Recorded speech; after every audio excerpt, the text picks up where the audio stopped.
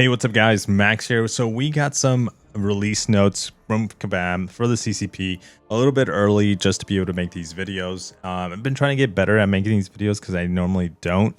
But I want to cover at least my perspective, my angle of like what I care for, or something that I noticed inside the new patches that are coming out for version 50.1, and this is for June basically. So we know this already because Kabam kind of gave us this information a bit early of the two new champions that are coming to the game, and that's Nico and Carolina. So those are the latest champions that are coming, and so hopefully, as you're gonna see this, like there's a pattern right now of like defensive champions, and hopefully these are gonna be like some good offensive champions that can deal with some of the problems that are kind of being implemented right now by Kabam MCOC in the game as defenders. But the biggest thing that I was incredibly shocked, and I was not expecting this, is this rework. So the captain champion update, so Captain Bryn rework, I did not expect that, and especially off of her. But yeah, a fresh defensive threat to the contest with neural shocks, and then she's got safeguard also added in the kit. As an attacker, expect to ramp a ton of prowess passives and dish out a massive damage over time damage. So we're gonna see another like defender being added into the game as a 7-star, and how she's being added is going to be, if we skip all the way here, is as a double track. So expect to spend a few more dollars, $25 to $35 is usually what I think I remember what these double tracks cost. I think I am definitely going to be picking this one up. For Cyclops, I was on the fence. I don't know. And then we saw a sneak peek of his offensive damage.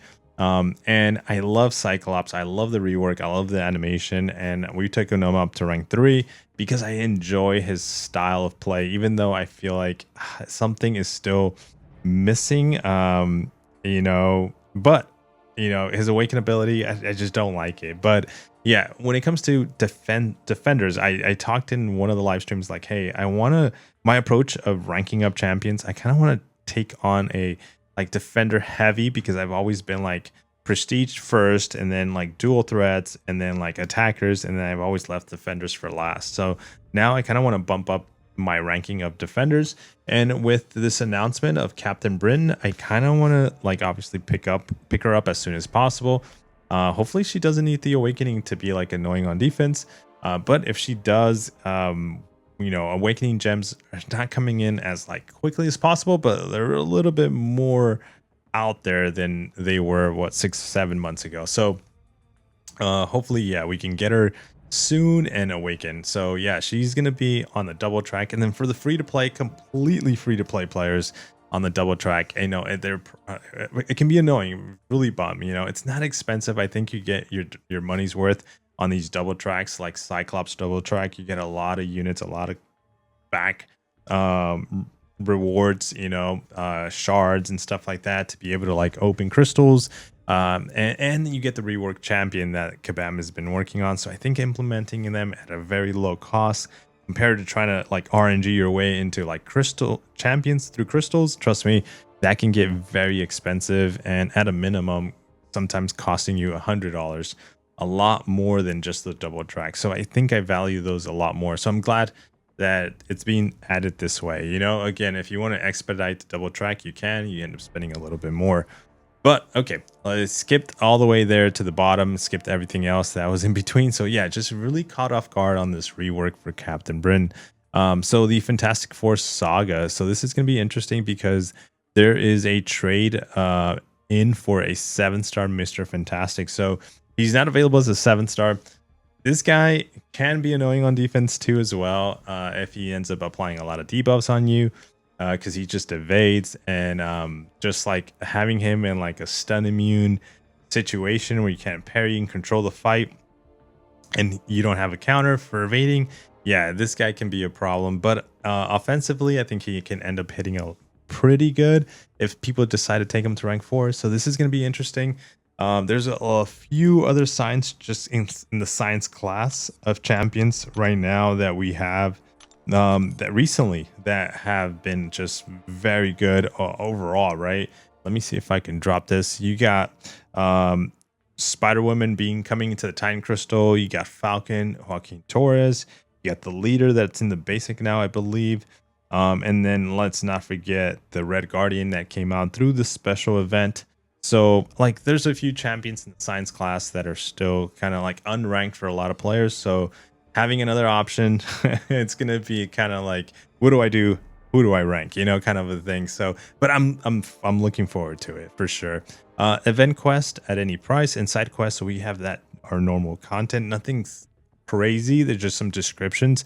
I don't want to kind of read through it because I just want to get this as fast as possible, because there is definitely a lot more by this time that was covered in the live stream, so that we can do maybe like a part 2 to this video, or like talk about it in like the live stream itself, that I don't get information or we don't get information, because it's cool. Like Kabam should be able to release their information, but give us a little bit to be able to talk about and so on, right? So I know there's going to be a part 2 to this. So yeah, we jumped all this down to the double track. We know about this, the Eidol Chase. So we're going to be seeing pieces for the next Eidol. I myself had a good time with the current Eidol Lumitrix right now, and I really enjoyed myself. Lumitrix took him up to rank 3, and I was like this close to take him up to rank 4. We ended up doing Photon, but I think if I had an options to like just take up champions, I would take up Lumitrix to rank 4, or I would have him as one of my rank 4s. He's offensively just really nice to play. I feel like you gotta like be a little bit aggressive, but if you can time those 2 Furies and then your specials, you should be doing a lot of damage. But yeah, looking forward to the next Eidol Chase, and to see what Kabam does. Whether it's, you know, for me, Lumitrix is a bit of a dual threat. Like we fought him in Battlegrounds this preseason, and we've died very awful to him on defense. But yeah, it's pretty crazy. The you know, the Luma, I call him the Luma. But all right, so I didn't mean to do that. So here's the bugs and fixes. Okay, so some of the fixes and bugs we're gonna cover. I mean, there's quite a few. Actually, let's go with the first one. Run further optimization pass on the Jane Foster boss fight to reduce frame drops and issues. So this was a big problem when fighting her. A lot of us dropped a bunch of revives because there was a lot of lag. I wonder if this can be something that just blankets other champions that have like a lot of animations on the game, on the fight scene, that cause a lot of drop inputs, a lot of lag basically in the game. So we have like right now we're seeing that, like I actually saw that very noticeable in Battlegrounds against I call him Purple Dead Guy, but which was super random because he didn't have any of this before, but he threw out the bugs, and basically he ended up lagging my game because there was so much going on.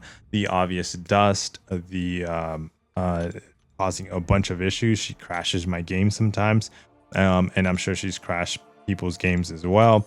Sometimes putting Kushala on defense caused people to lag because of her, like a lot of like animations going on in the game while you're fighting her. So a lot of champions causing a lot of lag. So hopefully, I don't know if this fixes everything with other champions. I know they don't mention it because probably it's bigger problem than just a boss fight. But yeah, this is a step in the right direction? I think so. We'll see how everything plays out. And then the other big bullet points that I want to just point out here, obviously there's a lot of bugs. It's always funny to catch some of the bugs like this one. Fixed a visual issue where Platinum Pool disappeared during the run-in while auto fight was enabled. Hey, if the summoner doesn't feel like they have to pay attention to the fight, why should I? So I actually don't think I've ever seen that happen to me. Don't put Platinum Pool in my deck. I don't have them ranked up, so that's why one of the reasons why I never saw it. But yeah, that's actually kind of cool to see that, and I kind of would want to test it out just to see how that looks. And then also fix a typo that had been preventing an Easter egg on Spider-Man's stealth suit from firing Happy Hunting. So, you know, for those that like to see that little wording animation, and you're like, oh, I didn't know about that one, you know, good luck figuring this one out. So let me know in the comments if you do figure it out. That's kind of cool. Okay, but the big fixes to me. This one, which is apparently already live, and I haven't been able to test. But this is, I don't want to say it was me that caused this, because I'm sure Kabam gets notifications from a lot of players. But I gave this one to Kabam because I was like, dude, in Battlegrounds, Dark Phoenix was on defense. I fought her. I could not kill her. And I was like, what is going on with this? So fix an issue where Dark Phoenix would remain permanently unkillable, where her mortality buff was nullified or staggered, but then the passive was prevented by ability actually reduction. So supposedly that's already fixed. Yeah, that was very annoying. It happened it didn't happen all the time, but it did happen a few times for week 3 and week 4 in Battlegrounds. It's just, she would just not die. She would just re-trigger it, immortality, and it was very annoying. Basically, you took an L when someone put Dark Phoenix on defense because of this. So that was really, really annoying. The other thing I want to point out here, because it does affect players like myself that fight for prestige and then look for getting the best rewards in Alliance Quest. Radiance is going to be coming into Alliance Quest, so that's going to be really, really important. So right now, Okoye, when for those that have SIG 200 rank 4 Okoye, had the craziest prestige spike in their accounts. Prestige, she was number 1, beating every single buddy else in the prestige race, having a number that PI that was like incredibly high and boosting your account, players' accounts like incredibly, like a lot. Basically, that's what I'm trying to say. So here they're gonna revert basically her PI to what it used to be, or should be, and was before the last update we were in. So for those that had a bump in prestige and you're just all of a sudden going to drop, is because of this. If you weren't aware of this, I think for most players that push for like top 10, top 15, or top 5 in that competitive ranks of Alliance Quest, have noticed that one. And so now, like a player like me, need to focus back on fixing the 6 stones on my other champions, because she is no longer going to carry me, and I had taken her up to rank 4, not because she was broken, but because she was my best, highest prestige champion in the skill class at the time. And then she broke like literally weeks later. So I took some advantage of this, obviously, but then now that she's being fixed, we have to make sure we have the right 6 stones on the right champions for prestige reasons. And then after that, we can, choose to put in 6 stones on any other champion we care for. But yeah, there's a lot of, like I said, a lot of issues being fixed, a lot of nodes, a lot of interactions and stuff like that being fixed in this month's update, along with the changes and new champions coming. So let me know what's your favorite part about it. Obviously in the live stream, like I said, we're going to get a lot more information, and we can do like a part 2 to this as well. But yeah, just to cover a couple of things, this is cool. I like it. Let's look to see what else is being announced in the live stream by Kabam, since they already kind of hinted to some of the things they're going to be talking about. So looking forward to that, guys. Take care. Let me know in the comments what you think. Drop a like on the video, and I'll see you on the next one. Peace.